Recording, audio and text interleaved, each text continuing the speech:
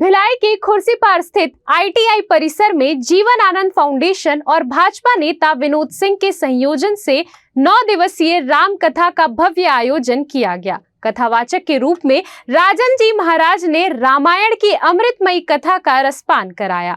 प्रतिदिन हजारों की संख्या में श्रद्धालु इस आयोजन में पहुंचकर कथा श्रवण कर रहे थे। 9वें और अंतिम दिन के अवसर पर छत्तीसगढ़ के गृह मंत्री विजय शर्मा विशेष अतिथि के रूप में पहुंचे। भिलाई की खुर्सीपार ITI में 9 दिवसीय राम कथा में हजारों श्रद्धालु जुटे और अंतिम दिन गृह मंत्री विजय शर्मा उपस्थित हुए। गृह मंत्री विजय शर्मा ने कहा कि राजन जी महाराज की वाणी मन को शांति और ऊर्जा प्रदान करती है। वे कथा सुनने विशेष रूप से आए थे, किंतु सरकारी कार्यों की व्यवस्था के कारण जल्द लौटना पड़ा।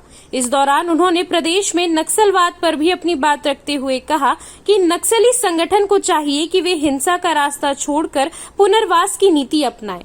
उन्होंने स्पष्ट कहा कि किसी भी प्रकार की सिविलियन किलिंग बंद होनी चाहिए और मार्गों पर बिछाए गए IED हटाए जाए।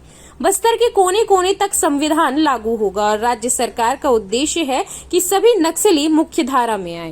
जो पत्र जारी हुआ था पार्टी के प्रवक्ता ने जारी किया था, वो BBM है। अभी जो दूसरा पत्र जारी हुआ है वो BBM से बहुत कनिष्ठ स्तर के कोई कार्यकर्ता होंगे, कोई अधिकारी बहुत कनिष्ठ है। तो BBM ने जब कोई पत्र पार्टी के प्रवक्ता के नाते जारी किया है तो ये मान सकते हैं हम कि उनके बीच कोई चर्चा हुई होगी जिस आधार पर उन्होंने कोई निर्णय किया। बाद में उन लोगों किसी का विरोध हुआ है, कोई आपस में कोई बात होगी तो वो उनका मामला है। हमारा मामला एकदम स्पष्ट है। आप इस पक्ष को हो चाहे उस पक्ष के हो, बहुत स्पष्टता है। पहला, अगर आप चाहते हैं कि इस तरह की शांति की बातचीत का अर्थ पुनर्वास करना चाहते हैं, अगर आप पुनर्वास करना चाहते हैं तो सिविलियन किलिंग बंद करें, लगे हुए IED हटाएं। पहला।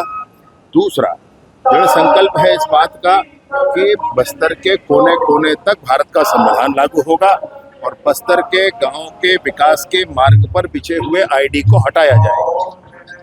ये भी दृढ़ संकल्प है। मेरा बहुत स्पष्टता से है, चाहे जो भी हो, शुरू दिन से कह रहे हैं, चाहे 1 हो, चाहे 2 हो, चाहे छोटा समूह या बड़ा समूह, जो भी चाहे वहाँ आ सकते हैं। पुनर्वास की बहुत अच्छी सुविधा है, बहुत अच्छी पॉलिसी है, कर सकते हैं। लोकतांत्रिक माध्यम से अपने विचारों को जनता के बीच ला करके बहुमत जनता का प्राप्त करें, जनता का समर्थन प्राप्त करें और अपने विचार लागू करें। ये बहुमत, ये लोकतंत्र की खूबसूरती है। मुझे कैसे इस बात का पता चलेगा? कार्यक्रम के बारे में समझ रहे हो मैं क्या कह रहा हूँ? किसी ने दुर्ग जिले का कोई एक विषय कुछ किया है, कोई कैसे कार्यक्रम महाराज राजन जी का बहुत अच्छा प्रवचन होता है। मैं तो सुन रहा था, मतलब सब छोड़ के हाथ दिन भर सुना जाए यही सोचा, लेकिन थोड़ा काम है से जाना पड़ रहा। बहुत ही अच्छा। भाजपा नेता विनोद सिंह ने बताया कि यह आयोजन पूरे क्षेत्र के लिए एक यादगार अवसर रहा। 9 दिन तक भिलाईवासी कथा में डूबे रहे और राजन जी महाराज के विशिष्ट अंदाज में राम कथा सुनकर भाव विभोर हो गए। उन्होंने कहा कि कथा का समापन भले ही हो गया हो, किंतु उसकी यादें लंबे समय तक लोगों के हृदय में जीवित रहेगी।